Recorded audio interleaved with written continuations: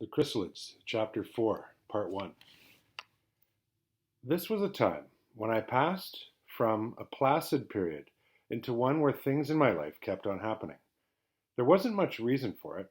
That is to say, only a few of the things were connected to one another. It was more as if an active cycle had set in, just as a spell of different weather might come along. My meeting with Sophie was, I suppose, the first incident. The next was that Uncle Axel found out about me and my half-cousin, Rosalind Morton. He, and I was lucky it was he, and no one else, happened to come upon me when I was talking with her. It must have been a self-preserving instinct, which had made us keep the thing to ourselves, for we'd had no active feeling of any danger. I had so little, in fact, that when Uncle Axel found me, sitting behind a haystack, chatting apparently to myself, I made very little effort to hide it. He may have been there for a minute or more before I even was aware of someone just past the corner of my eye and turned to see who it was. Uncle Axel was a tall man, but neither thin nor fat, but rather sturdy and with a seasoned look to him. I used to think that when I watched him working with his weathered hands and muscular forearms, that they had some sort of kinship with the polished wood of the handles of the tools they were using. He was standing in his customary way, with much of his weight upon the thick stick he used, because his leg had been wrongly set when he had broken it at sea many years ago. His bushy eyebrows, a little touched with gray now, were drawn closer into a half-frown, but the lines on his tanned face were half amused as he watched me. "Well, Davy boy, and who would you be chattering away to so hard? Is it fairies or gnomes or the rabbits?" he asked. I just shook my head, and he limped closer and sat down beside me, chewing on a stalk of grass from the hay. "Feeling lonely?" he inquired. "No," I told him. He frowned a bit again. "Wouldn't it be more fun to do your chattering with some of the other kids?" he suggested. "More interesting than just sitting here talking to yourself." I hesitated, but then because he was Uncle Axel and my best friend among the grown-ups, I said, "But I was." "Was what?" he asked, puzzled. "Talking to one of them," I told him. He frowned and went on looking puzzled. "Who?" "Rosalind," I told him. He paused a bit and stared at me harder. I didn't see her around here," he remarked. "Oh, she isn't here. She's at home." "Well, she's near her home. It's a secret treehouse her brothers built," I explained. "It's a favorite place of hers." He wasn't able to understand what I meant at first. He kept on talking as though it must be some sort of make-believe game. But after I had tried for some time to explain, he sat quietly, watching my face as I talked, and presently his expression became very serious. After I'd stopped, he said nothing for a minute or two, and then he asked, "This isn't play stuff. This is the real truth you're telling me, Davy boy." And he looked at me hard and steadily as he spoke. "Yes, Uncle Axel, of course it is," I assured him. "And you never told nobody else? Nobody at all?" "No, it's a secret," I told him. And he looked relieved. He threw away the remains of his grass stalk and pulled another out of the stack. After he had thoughtfully bitten off a few pieces and spat them out, he looked directly at me again. "Davy," he said, "I need you to make me a promise." "Yes, Uncle Axel." "It's this," he said, speaking very seriously. "I want you to keep it a secret. I want you to promise that you will never, ever tell anyone what you have told me just now. Never. It's very important. Later on you'll understand more how important this is. You mustn't do anything that would even let anyone guess about this. Will you promise me that?" The gravity with which he spoke impressed me greatly. I had never known him to speak with so much intensity. It made me more aware, when I gave my promise, that I was vowing something more important than I could even understand. He kept his eyes on mine as I spoke, and then nodded, satisfied that I truly meant it, and we shook hands on the agreement. And then he said, "It would be best if you could just forget this altogether." And I thought about it, and then I shook my head. "I don't think I could, Uncle Axel. Not really. I mean, it just is. I don't know. It would be like trying to forget." but I broke off, unable to express what I wanted to. Oh, like trying to forget how to talk or how to hear, perhaps, he suggested. Yeah, like that, only different, I admitted. He nodded and thought again. So you hear them words inside your head? He asked. Well, you don't exactly hear, you don't exactly see them, I told him. There are, well, just sort of shapes. And if you use words, you can make the shapes clear so they're easier to understand. But you don't have to use words. I mean, not saying them out loud as you just were. Oh, no, no, that just helps to make it clearer sometimes. Well, it also helps to make it a lot more dangerous for the both of you. And I want you to make me another promise. Never do this out loud anymore. All right, Uncle Axel, I agreed. You'll understand better when you're older how important this is, he told me. And then he went on to insist that I should get Rosalind to make the same promises. But I didn't tell him anything about the others, because he seemed so worried already. But I decided I would get them to promise too. And at the end, he put out his hand again, and once more we swore secrecy, very solemnly. So I put the matter to Rosalind and the others that same evening. It crystallized a feeling that was in all of us. I don't suppose that there was a single one of us who had not at some time made a slip or two and brought upon himself or herself an odd, suspicious look. A few of those looks had been warnings enough to each of us. It was these looks, not really understood, but clear enough as signs of disapproval, just below the verge of suspicion, that had kept us out of trouble so far. There had been no acknowledged policy among us.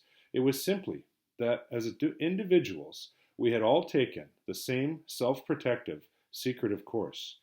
But now, because of Uncle Axel's anxious insistence about my promise, the feeling of a threat was strengthened.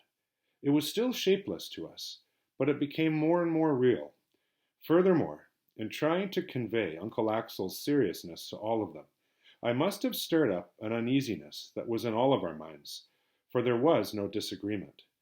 They all made the promise, willingly, eagerly. In fact, as though it were a burden, they were relieved to share. It was our first act as a group. It made us a group by its formal admission of our responsibilities towards one another. It changed our lives by marking our first step in self-preservation, though we understood little of that at the time. But what seemed most important just then was this feeling of sharing. But then, almost on top of that personal event, came another, which was of general concern for everyone, an invasion in full force from the fringes. And as usual, there was no detailed plan to deal with it. As near as anyone came to organization was the appointment of headquarters in the different sectors, and upon an alarm, it was the duty of all able-bodied men in the district to gather at the local headquarters when a course of action would be decided according to the location and extent of the trouble. As a method with dealing with small raids from the fringes, it had proved good enough, but that was all the system was intended for. So as a result, when the fringes people found leaders who could promote an organized invasion, there had been no adequately organized system of defense to delay them. They were able to push forward on a broad front, mopping up little bands of our militia here and there, and looting as they liked, and meeting nothing to delay them seriously until they were more than 25 miles into civilized parts. By that time, we had our forces in somewhat better order, and neighboring districts had pulled themselves together to head off a further widening. Our men were better armed too. Quite a few had guns, whereas the fringes people only had a few that they had stolen, and they depended chiefly on bows, knives, and spears. Nevertheless, the width of their advance made them difficult to deal with. They were better woodsmen and cleverer at hiding themselves than us proper human beings, so they were able to press on another 15 miles before we could contain them and bring them to a battle. It sure was exciting for a boy. With the fringes people little more than 7 miles away, our farm at Waknuk had become one of the rallying points. My father, who had received an arrow through his arm early in the campaign, was now helping to organize the new volunteers into squads. and for several days there was a great bustling and coming and going, as men were registered and sorted, and finally rode off with a fine air of determination, with all the women of the households waving handkerchiefs to them. And when they had all departed, and all our workers too, our place seemed quite quiet for a day. Then there came a single rider, dashing back. He paused at our farm long enough to share with us that there had been a big battle, and the fringes people, with some of their leaders, had been taken prisoner, and were now running away as fast as they could. And then he galloped on with his good news. And that same afternoon, a small troop of horsemen came riding into our barnyard, with two of these captured fringes leader in the middle of them. I dropped what I was doing and ran to see. It was a bit disappointing at first sight. The tales about the fringes had led me to expect creatures with two heads, or fur all over their bodies, or half a dozen arms and legs. Instead, they seemed at first glance to be just two ordinary men with beards, although unusually dirty and wearing very ragged clothes. One of them was a short man with light-colored hair, which was tufted as though he had cut his hair with a knife. But when I looked at the other, I had a shock, which brought me up dumbfounded, and staring at him, I was so jolted I just went on staring at him, for if you were to put him in decent clothes, tidy up his beard, he would be the image of my father. As he sat on his horse, looking around, he noticed me. Casually at first, in passing, and then his gaze switched back and he stared hard at me. It was a strange look that I did not understand at all that came into his eyes. He opened his mouth as if to speak, but at that moment people came out of the house, my father, with his arm still in a sling, among them, to see what was going on. I saw my father pause on the steps and survey the group of men, and then he too noticed the man in the middle of them. For a moment he just stood staring, just as I had done, and then I could see the color drain from his face as he turned a blotchy gray. I looked quickly back to the other man. He was sitting absolutely rigid on his horse. The expression on his face made something clutch in my chest. I had never before seen hatred as naked as that before. The lines cut deep, the eyes glittering, the teeth suddenly looking like a savage animal's. It struck me with a slap, a horrid revelation of something unknown and hideous, and it stamped itself into my mind, and I'll never forget it. But then my father, still looking as though he were ill, put out his good arm to steady himself against the door, and then stumbled back into the house. One of the escorts cut the ropes which held the prisoner's arms, and he dismounted, and I was able to see then what was wrong with him. He stood about 18 inches taller than anyone else in the barnyard, but not because he was a big man. If his legs had been normal, he would have stood no taller than my father's 5'10". But they were not. They were monstrously long and thin, and his arms were long and thin too. It made him look almost half man, half spider. His escort gave him food and drink, and he sat down on a bench, his bony knees stuck up to seem level with his shoulders. He looked around the yard, noticing everything, as he munched bread and cheese. In the course of his inspection, his eyes came back to me again, and he beckoned to me. I hung back, pretending not to see. He beckoned again. I became ashamed of being afraid of him, so I went closer, and then a little closer still, but keeping warily out of range of what I imagined were to be very quick, spidery arms. "What's your name, boy?" he asked. "David," I told him. "David Storm."